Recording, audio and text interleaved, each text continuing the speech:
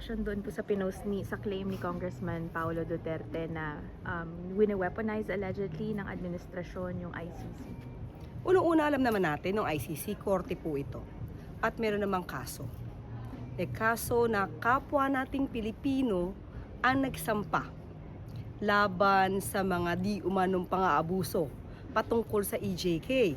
So wag natin kalimutan yan. Pilipino rin po ang nagsampa ng kaso. At kung magkakaroon man po at mag-i-issue ng valid warrant of arrest, valid pa rin po yun. At meron lamang silang nais na mapanagot.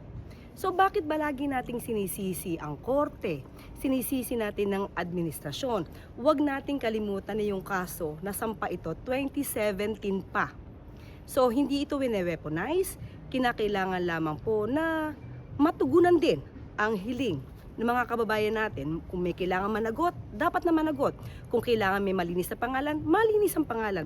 Ang nangyayari po kasi dito, lagi na lang ginagamit itong issue na to para pagalitin ang kapwa natin Pilipino at pag-usapan ang tungkol sa soberanya.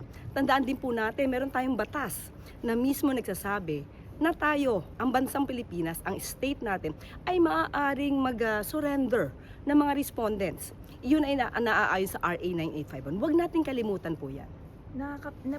Nagbigay na po ba ng instruction si Pangulong Ferdinand Marcos Jr. or napag-usapan na po ba within the administration kung ano yung mga dapat gawin in line with this alleged looming arrest laban sa isang senador? Well, anyway, nakita po natin kung paano po ba natin pinapatupad ngayon yung warrant of arrest laban kay Senator Bato de la Rosa. Pero yung mga operasyon, ibibigay ko na lamang yan para sagutin ng DOJ.